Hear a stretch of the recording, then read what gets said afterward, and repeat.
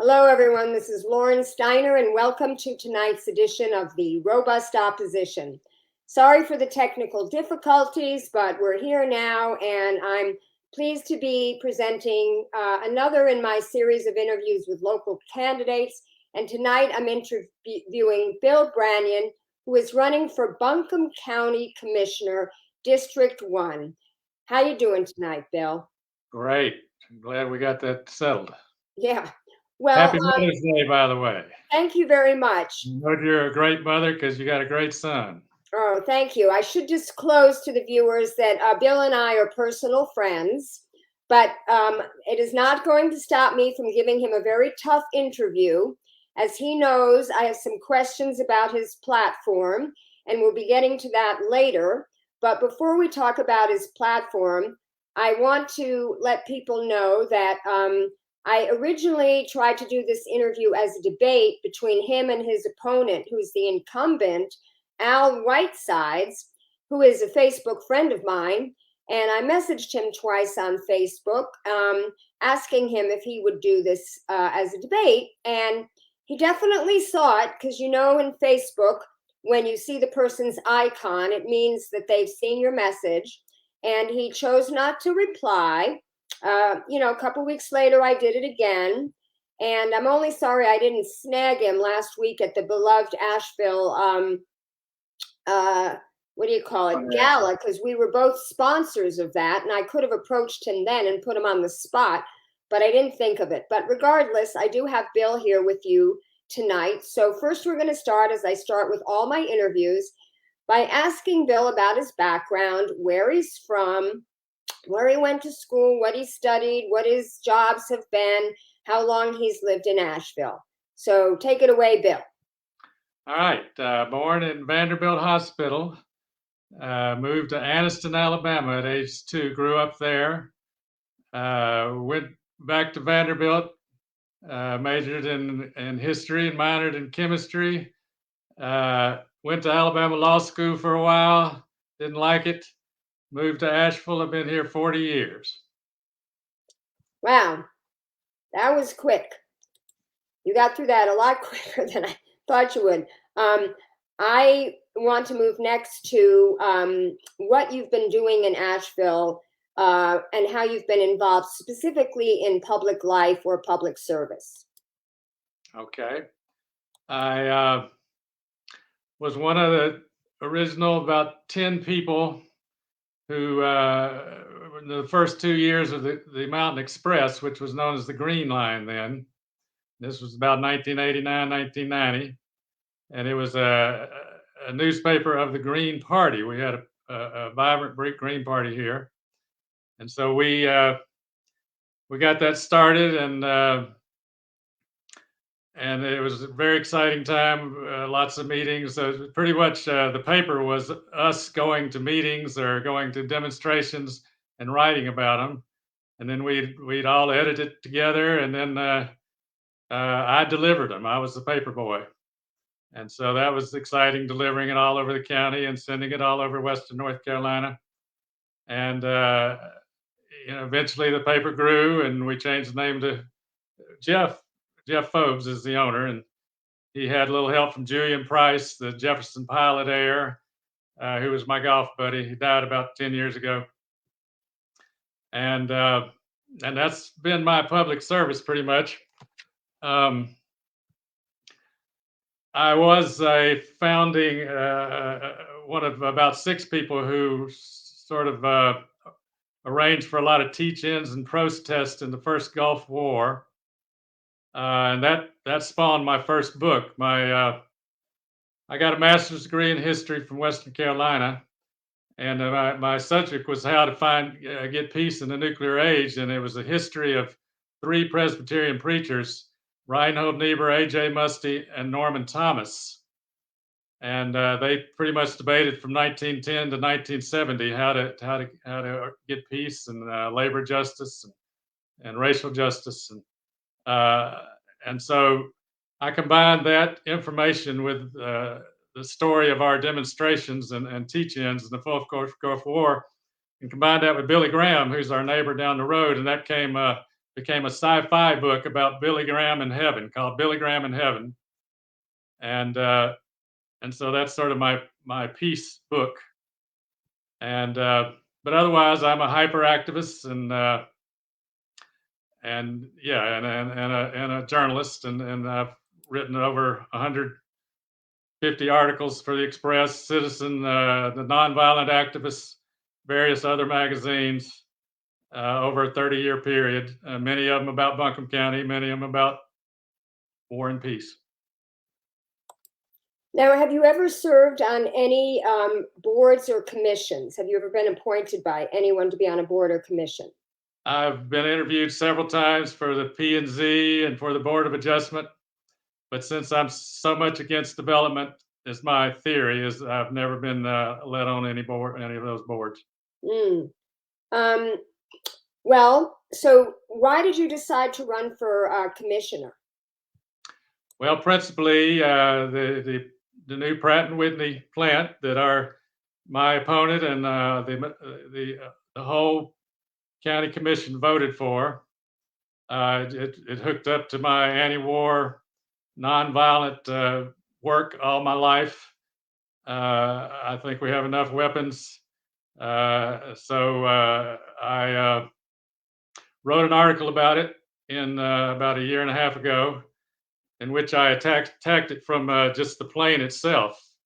I thought that was sort of people could get generally interested in that, but then I elaborated how destructive this plane is. It's probably by far the most lethal jet fighter in the world now, and it carries nuclear weapons that's 22 times more powerful than Hiroshima, and we're supposed to have 2,500 of those, so that would equal 55,000 Hiroshimas, which would kill almost everyone on the planet. And I really don't believe Buncombe County, being a fairly progressive place, would want that to be their economy. We're the land of the sky. We're the Asheville, Paris of the south, the San Francisco of the east, and they're changing us. The county commission and Jack Cecil, who's mostly behind this, Jack Cecil being the first cousin of the owner of the Biltmore estate, they're changing it from the land of the sky to the land of the sky rulers, the merchants of death metropolis,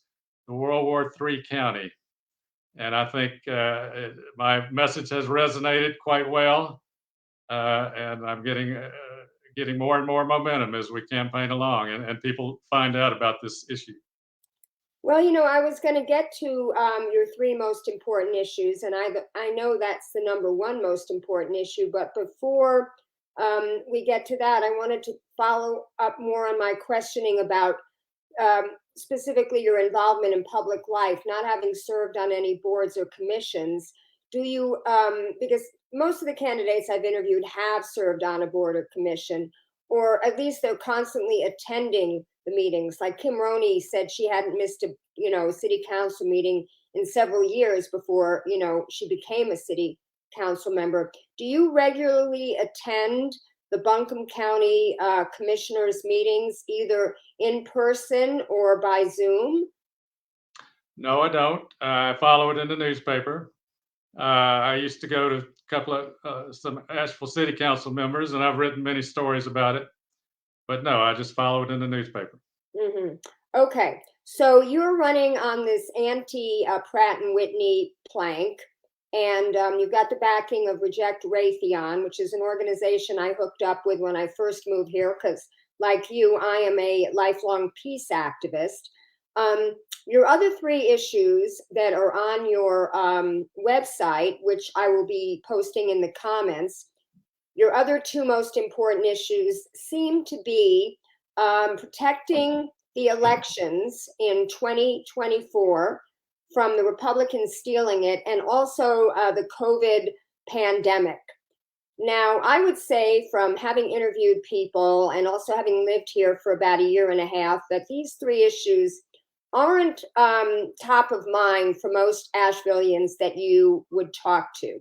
So I'm kind of wondering if you could explain, get into a little bit about your anti-war position, but the other two issues as well, why these are your top three issues, or maybe they've changed since you put together that website.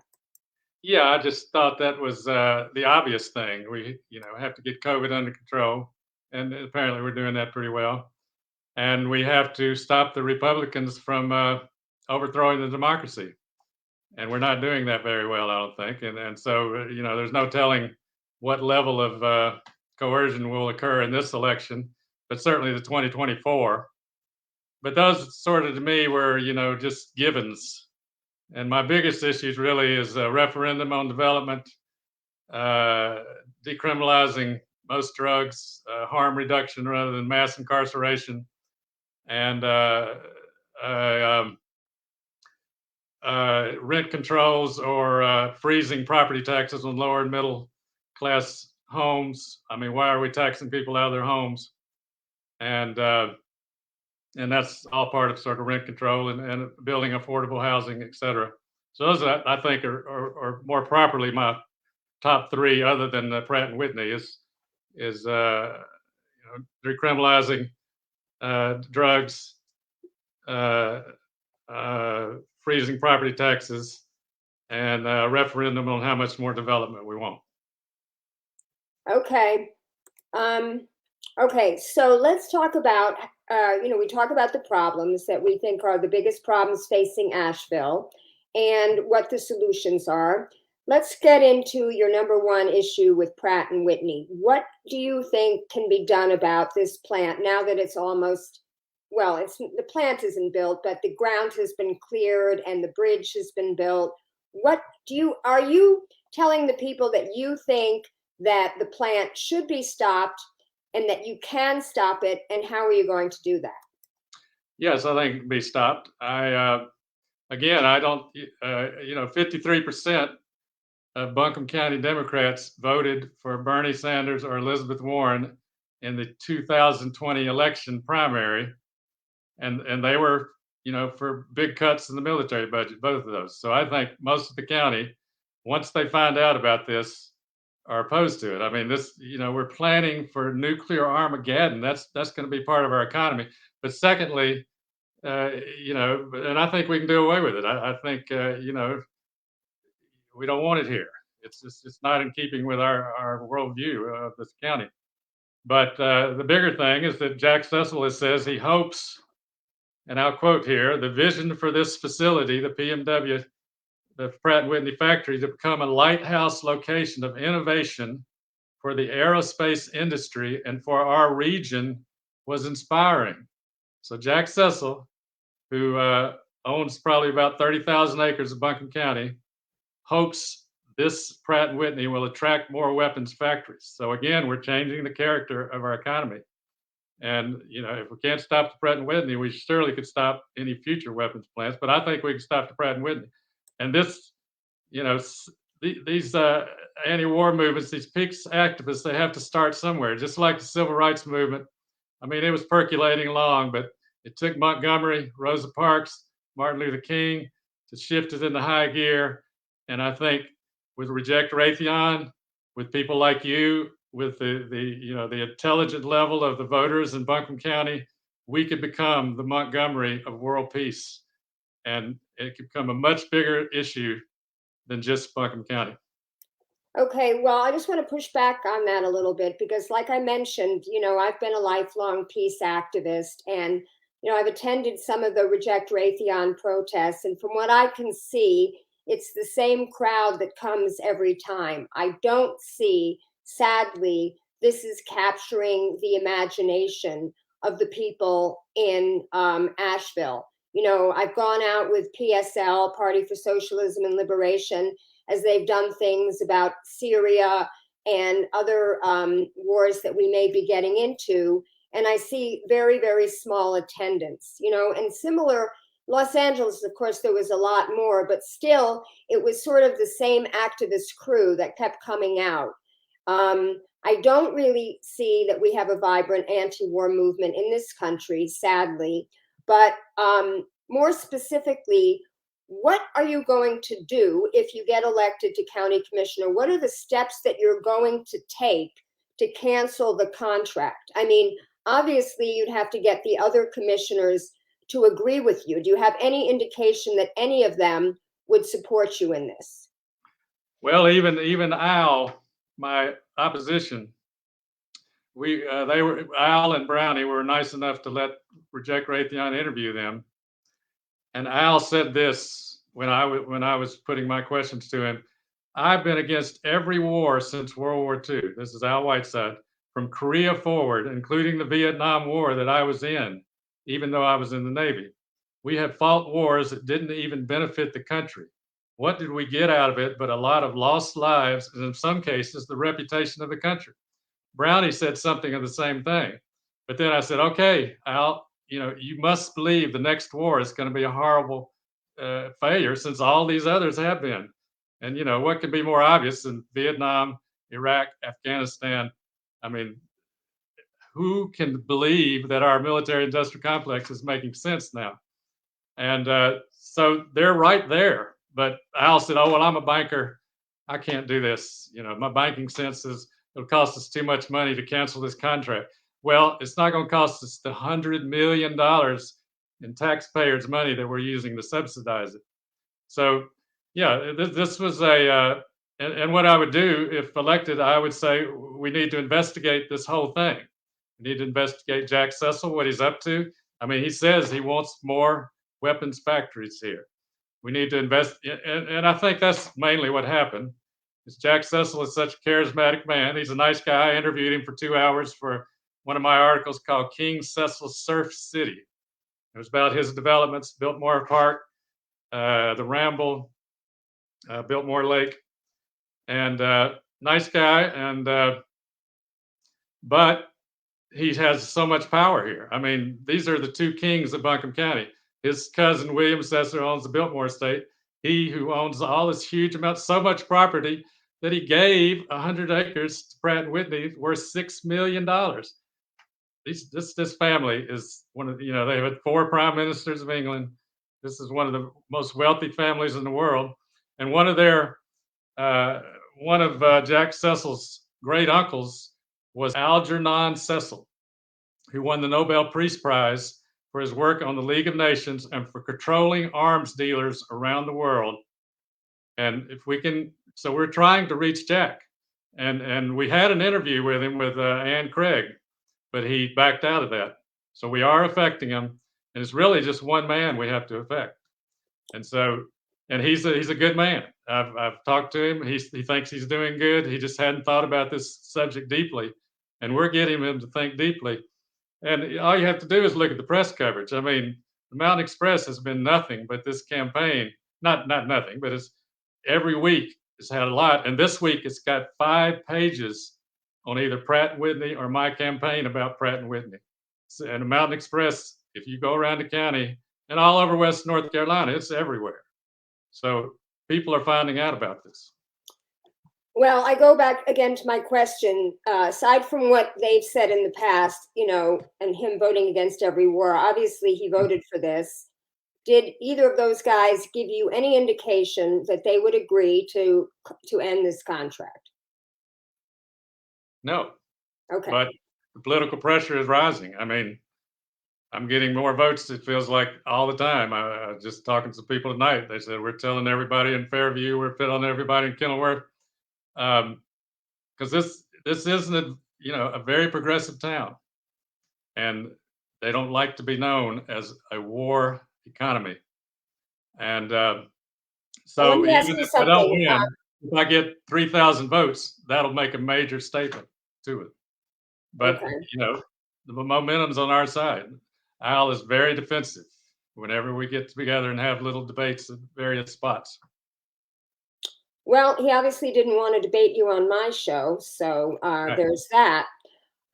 Let's get to the next issue, which is affordability, which I think it's a catch-all issue that is the rising rents, the low wages, the high cost of living in Asheville. Talk about some of your solutions to make it more affordable for the people who live here. Well, currently we invite usually out-of-state developers to come build a huge 150-unit apartment complex, and they say, well, we'll let 10 be affordable, but they're not even affordable, and they'll only be that level of affordable for 4 or 5 years. So no, I think we need to make our own housing affordability, but also freeze rents. This Asheville's a great place.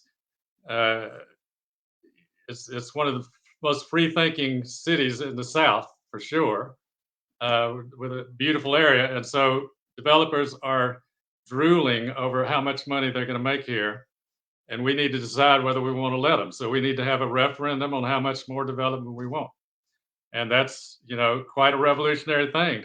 Oh, wait, we're going to choose what happens to our city rather than a bunch of millionaires who are just trying to make their portfolio, return 10%. They could care nothing about Asheville. But we surrender to them completely. Let me ask you about that, because county is doing exactly that. They are doing their comprehensive county plan, and they've been having public meetings all over the county. Have you attended any of them and weighed in on this? I haven't weighed in, but I've weighed in for my campaign. But yeah, I've had already a good effect, and that Brownie Newman said he's hiring a lobbyist to go to Raleigh to try to freeze property taxes on lower and middle income housing. I've heard nobody ever talk about that other than me talk about that. And Brownie and I are friends, and he's done a few things, that I've talked about. One of my essays was about having a restroom day in which the restroom is wide open to everyone, and Brownie did that one time. So I have I met Brownie at Warren Wilson when we were doing this first Gulf War demonstrations, and he was against the first Gulf War, and so to some degree I'm one of his mentors way back when. But can we get back to the rent control, the rent freeze? Apparently, we're not allowed to do that. This is part of the Dillon's rule thing. Even in progressive California, we were unable, with 2 ballot initiatives while I was there, to overturn a law called the Costa-Hawkins law, which allowed cities to do rent control. Only those that already had it, that were grandfathered in, like Santa Monica and Berkeley or San Francisco, could do it. It's very, very hard to do. How would you see, because this is one of your ideas in your platform, how would you see, again, the practical steps that you would take to get rent control for Asheville? Right. Well, many cities do have rent control, right? In New York, there's the one I know of. I go to New York every year for about a month, every other year. And in fact, I have a friend who's a rental lawyer. But we're ruled by a brutal group of people in Raleigh. Republicans control the state legislature, and their main goal is maximize profits. They don't care what it does to the people, what it does to the land. They're, what do they call them? Vulture capitalists. And we'll work with them. Brownie's, again, hired a lobbyist to try to get freeze property taxes for lower and middle income housing, but not very optimistic. But we'll work with them. But when it doesn't work, we'll try to work around it. We'll try to use public pressure to say, no, you cannot be controlling these rents, and we're not letting out of state developers come in and do what they want. We said, no, you can come here because we're a gold mine. We need to play hard to get. We need to have, if we allow development, it needs to be beautiful development. It needs to preserve a third, at least, natural.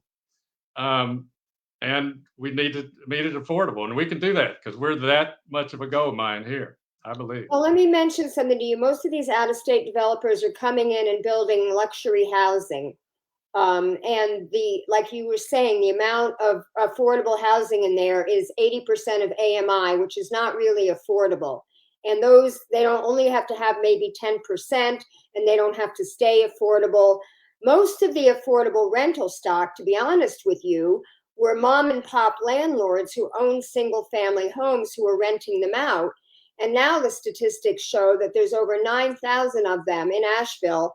9,000 Airbnbs in Asheville. 84% of them are, whole house rentals. And I just found out from interviewing Kim Roney that there's nothing that we can do about that.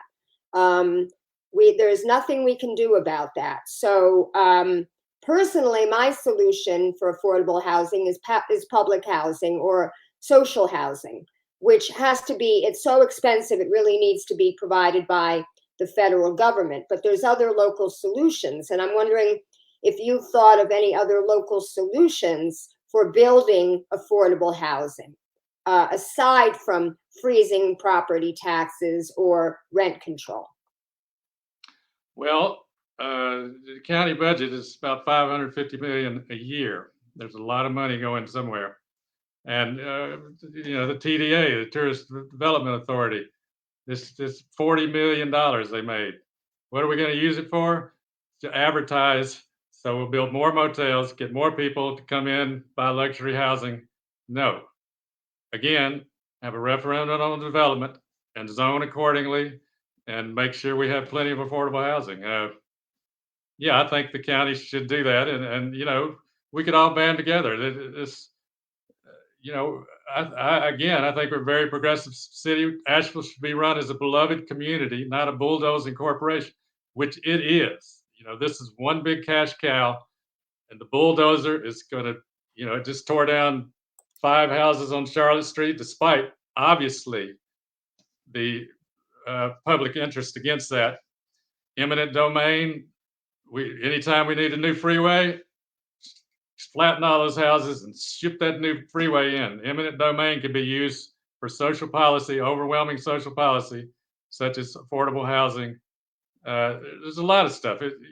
Because it hadn't been tried because the city council and the county commissioner are so under the thumb of the developers, and we don't want it. In fact, my Jack Cecil article, Jack Cecil Surf City, was actually inspired by a survey that the city council spent about $50,000 on. They're always spending, they don't do the work themselves.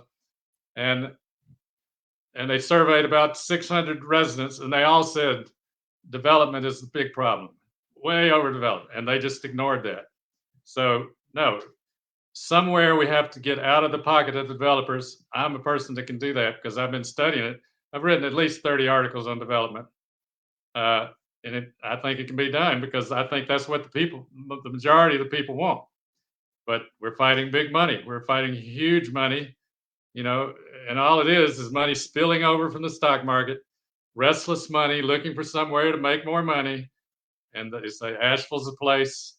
That's all they care. They don't care anything about us, and we do not need that, and we can control that. And that's part of it's all a bigger picture of capitalism. Oh, we need to go wherever maximized profit takes us. Well, look what capitalism did. Oh, let's go put most of our manufacturing capacity in communist China, and we're still listening to what capitalism. Now, capitalism has many good points. Don't get me wrong. I'm a capitalist and a socialist. I'm not going to. And what we're talking about is the proper balance between capitalism and socialism. But we need to have our goals to be decided by us. And this would be ecology, humane work, how many people we want on the planet, how many people we want in Asheville and Buncombe County. Okay, can I get back to the tourist thing? Because you were mentioning about that before and how much money goes to marketing. And you also mentioned the lobbyists that they hired. So one of the things is the split has to be 75% for advertising and 25% to the city. I guess they can petition to get it up to 67-33. And there was just an article in the Citizen Times today about how 4 of the commissioners want to do this. Amanda Edwards, Jasmine Beach, Ferrara, Parker Sloan, and Brownie Newman.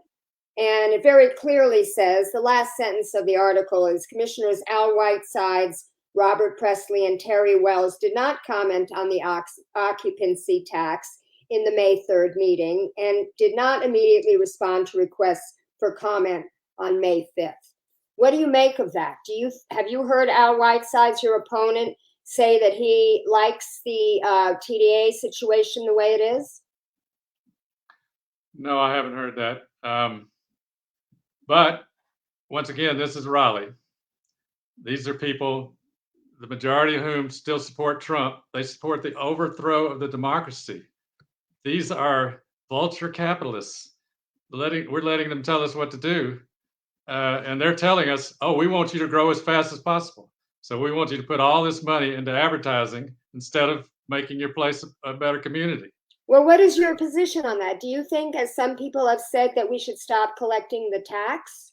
No, collect the tax and use it for our own purposes. Well, Uh, that's you kind of, know, we'll try to rob you. It's just like any nonviolent campaign that Gandhi or King, my two heroes, do. Is you inform your opponent, here's what we want to do. Are y'all going to help us or not? And then they say no. Okay, we're going to try to figure out how to do it by ourselves. And yes, I don't know. I have to get to the reins of power to know exactly what my options will be. But but you're why suggesting are not, we you're following? suggesting non-compliance, right? If we have to in the final analysis, but we'll do everything we can before then. I mean, that's the way a nonviolent campaign occurs. Let me ask you You do it. something. I was thinking about this today because I was on Twitter, and a lot of people were retweeting Bill Crystal, the famous neocon, as well as other people who were very upset with the fact that people are protesting outside of Brett Kavanaugh's house about the upcoming Roe v. Wade abolition that the Supreme Court is poised to do. Of course, you read about the leak. It was an unprecedented leak from the Supreme Court that they're going to overturn Roe v. Wade. So they've been protesting continually outside of Kavanaugh's house and also John Roberts' house. And these people are tweeting that even though they are in favor of Roe v. Wade, this is very uncivil, and protesting outside somebody's house really crosses the line. And the best comment in rebuttal to that is, oh, gee, here are these justices talking about women's right to privacy, what they can do with their own body. And these people are worried about protesting outside their houses. Good point.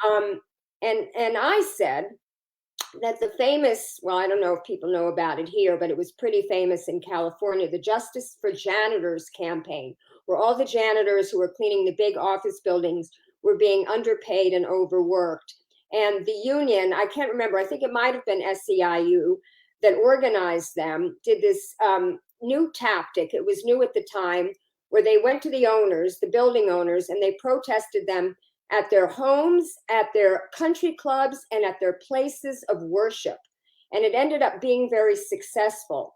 So I was replying to all these people that were saying that, no, this is a very successful tactic, and protest is by nature not supposed to be civil and polite. Would you say, because you are now seeing, and you're not the only person who talked to me about how powerful the Cecil family is, somebody I had dinner with the other night said they really run the show, not the politicians. Would you advocate getting people together to protest outside of Jack Cecil's home until he canceled the Pratt and Whitney deal? Well, maybe as a last ditch effort. Yeah, I mean, again, you do all the things you do, and we have his attention. As I said, he was ready to talk to Ann Craig, and he backed out. So, he probably wishes he'd never gotten involved with this. He thought he was giving us a great gift, 800 jobs. But yeah, we're in. Think where we are in history.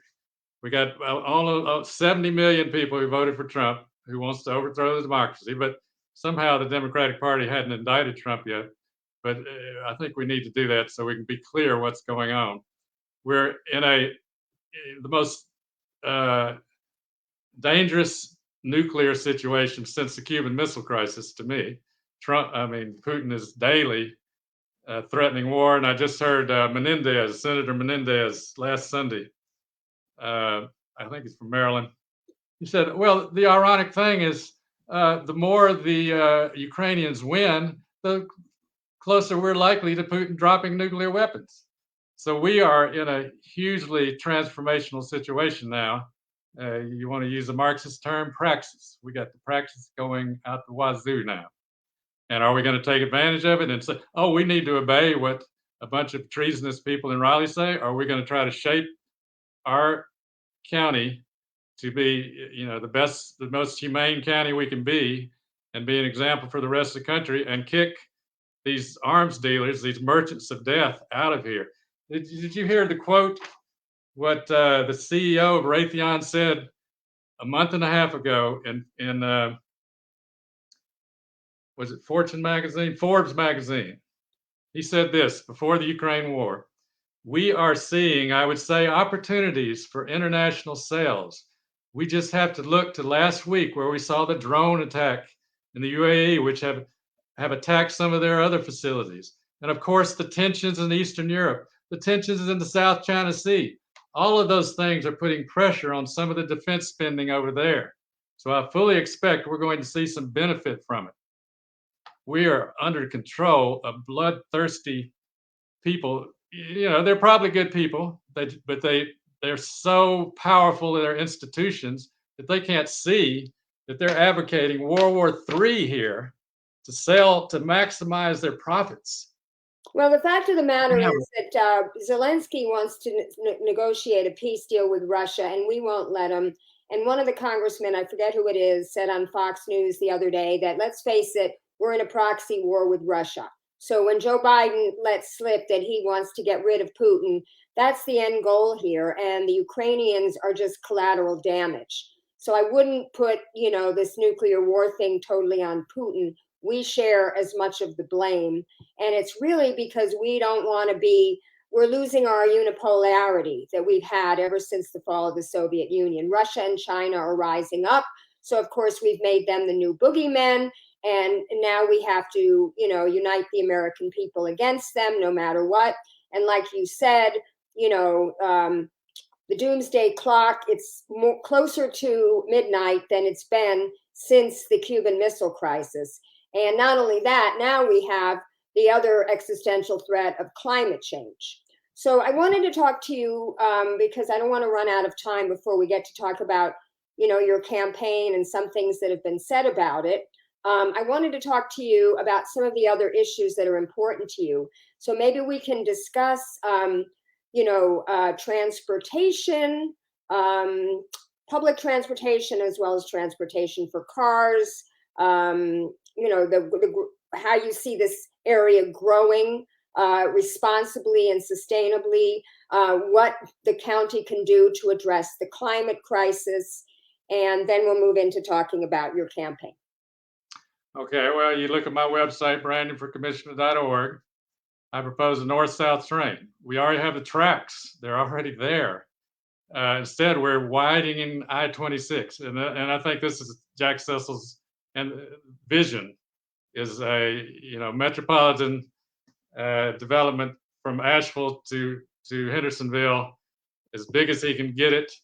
And because this is what they see as progress, is having more and more franchise stores, more and more people, instead of quality of life. So yeah, the thing we can do right away is say, sorry, UPS, FedEx, Amazon, you have to have electric trucks. We know you can afford it. We want them tomorrow. No messing around. Otherwise, we have to realize what a valuable place we are. I mean, we're destined to grow to 1 million people pretty quickly. I think our metro area is about 300, 400,000. But we got these huge developers that want that. But we need to decide whether we want that or not. Now, if we have this referendum and we decide we want more development, then to show that I'm not Captain Ahab going after Jack Cecil, the white whale, I would want him to be our zoning czar, because Biltmore Park, the Ramble, Biltmore Lake, he keeps 1/3 of those natural. They're beautiful developments. If we have to develop, we want to develop like that, but we're not. I just can't believe they let these developers, they don't even hire architects. Square box, cut all the trees. They don't value what a place we have. It's just amazing that, this is a place to make money. No, this is a place, great quality of life that could lead the nation in so many areas. But instead, this is just one more place we can make our portfolios bigger. What And I about think other initiatives for climate change besides requiring, which I don't know how you're going to do, FedEx and whatnot to have electric trucks? What other yeah, initiatives? well, every decision I make will be informed by that has anything to do with transportation, anything to do. Uh, yeah, I mean, the Pratt and Whitney we're making a plane that has the thrust of, I think, 1/6 of an Elon Musk rocket. You know, it's spewing huge amounts of waste and of carbon dioxide into the atmosphere. We could cut 100 acres of trees so we could make a weapons plant.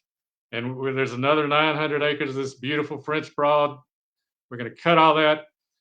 Now I noticed suddenly the county commission said, "Oh, we have a $50 million bond to preserve our green spaces. We have $40 million for home." Well, where did that all come from? I think they're feeling the pressure on the left. They better do something to make it look good, even though they know they're still under the control of developers, but they have to make it look a little better. So they're reacting. Climate change, again, what about requiring all new buildings have only electric appliances? What about mandating solar panels on the roofs of all new buildings? Some ideas like that. Absolutely, absolutely. Um, we have a great climate here right now. Right now we're in heaven. We have 70-degree days. What a beautiful day it was. Nice, crisp, little coolness, nice warmth. Oh, we're building buildings with no windows in them. So we have 5 months a year. We have the best weather in the world, maybe 6 or 7. No windows. I mean, we make very little sense. We're caught in this spiral of production, uh, consumption, production.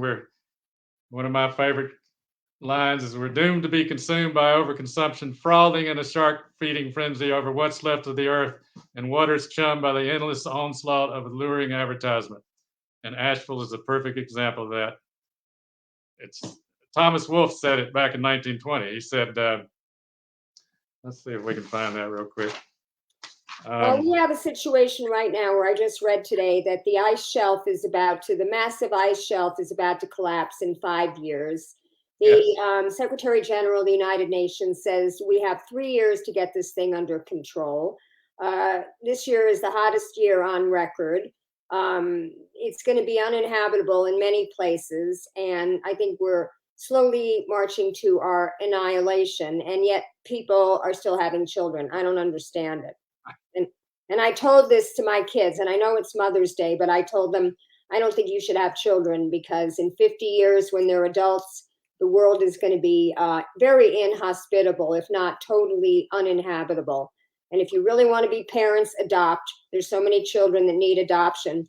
And now we have Amy Coney Barrett saying that one of the reasons to overturn Roe versus Wade is so we can create more children for adoption. I forget the phrase she used, but it was chilling, like that women are just like baby making machines at this point. Yes, yes. This Roe v. Wade overturning is not about the unborn kids.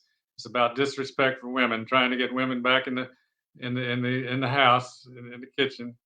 Yeah. We might as well keep our mask mandate because we're going to have burqas pretty soon. Is the way it looks like to me.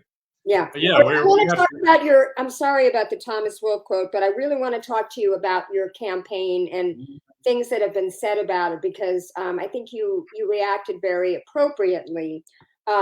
Keith Thompson wrote in a letter to the Mountain Express about you: "The danger of treating the first African American county commissioner in Buncombe County history the ways some did Al Gore in Florida in 2000, Hillary Clinton in Wisconsin, Michigan, and Pennsylvania in 2016, and Judge Ketanji Brown Jackson in March 2022 is the law of unintended consequences cannot be repealed.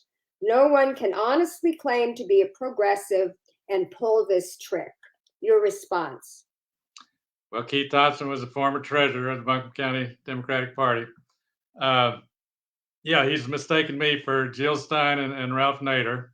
I mean, Mountain Express started as a Green Party, but I vote for Bernie or when I can. But in the general election, I vote for Biden because it's better than voting for people that want to overthrow the democracy, in my opinion. But it's still leading to slow maybe a little slower catastrophe than the Trumpers. But yeah, I think I can unite the party. The split between progressives and moderates, Democrats, was never more clearly on display than in 2016 when we had to fire Wasserman Schultz from the head of the Democratic Party and hire, who was it? Donna Brazile. Donna Brazile. I love Donna Brazile. And that's what we have going on in Buncombe County too, to some degree. I mean, we've already picked Al Whitesides as the person for the Democratic Party.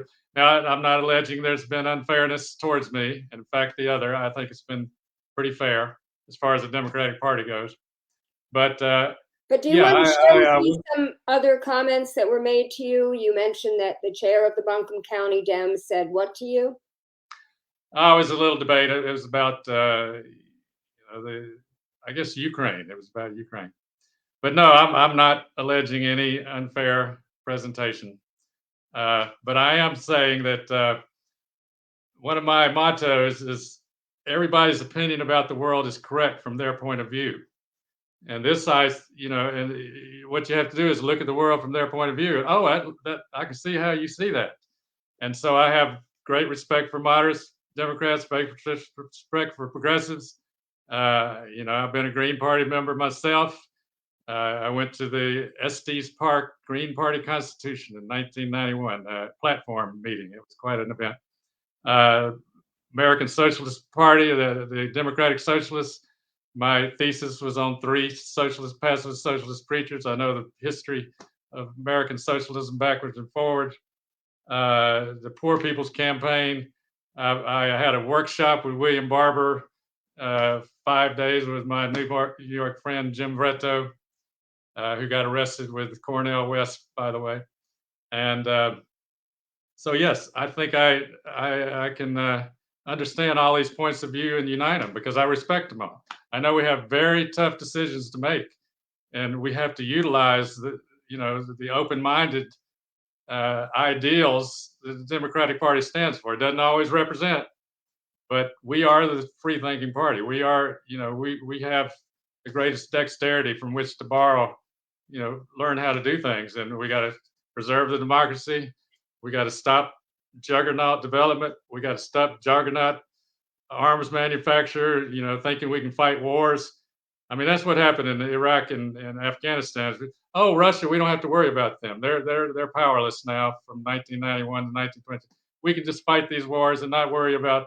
No, any war today can lead to nuclear war. The other nation is not the enemy. War is the enemy.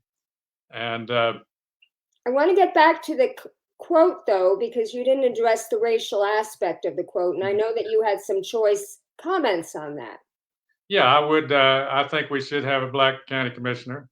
But I thought, the fact that we're making Armageddon weapons in our county was a bigger issue. So that's the reason I have great respect for Al. I think he's, smart, honest, brave. He's even a member of the Order of the Longleaf Pine, the greatest award you can get in North Carolina. But he doesn't see what's going on with Pratt and Whitney somehow. I mean, even though that quote I read you, that he thinks all these wars are horrible. And so it's going to take somebody outside the county commission because everybody voted for it. So you got to get somebody in there to raise this issue because it was, NDA, non-disclosure agreement. It got rammed through.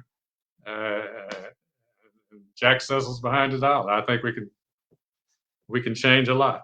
And so, yeah, I don't think I'm a racist, but some people think I am. Well, I thought it was very unfortunate that was brought into it, and it reminded me very much of the comments against, Susan Sarandon and also Madeleine Albright, who said women, I forget her remark about women that didn't support other women, but it was pretty obnoxious. And then, of course, Susan Sarandon said, I don't vote with my vagina, meaning, if Hillary Clinton, just because she's a woman, if she doesn't support, if some of the things like she was accused of being a warmonger, and obviously women and children are killed in wars. Madeleine Albright, when asked if, the 500,000 children, Iraqi children that died as a result of our sanctions was worth it, when Leslie Stahl asked her that, and she said, yes, I think it was worth it. I think there's a special place in hell reserved for people who think that, but she just recently passed, so I probably shouldn't be speaking ill of her. But why don't we close right now? I've already put your website so people can find out more information on you. How is the campaign going? And could you use people to donate to your campaign or volunteer for you at this point? Yes, donations are welcome. Campaign is going as great as I could imagine. It was conceived at Edisto Beach about 3 months ago with some friends there, and I'm again 5 pages in the Mountain Express this week about Pratt and Whitney, and that's partly our campaign, partly coordinated with Raytheon.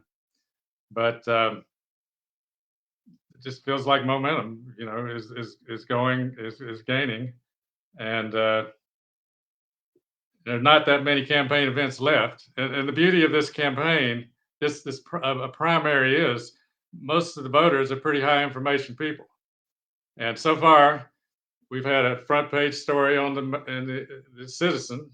We even had a front page story in the Asheville Tribune, which is the conservative newspaper. They liked me, so that's I don't know how that happened, but and again, just every week it's dominating Mountain Express, and in these debates, we had a great debate in East Asheville cluster, and I know I got at least half the votes there. I would sit down bit by people, and they would be circling my name on their sample ballot. So this issue is out there, and I don't think people can.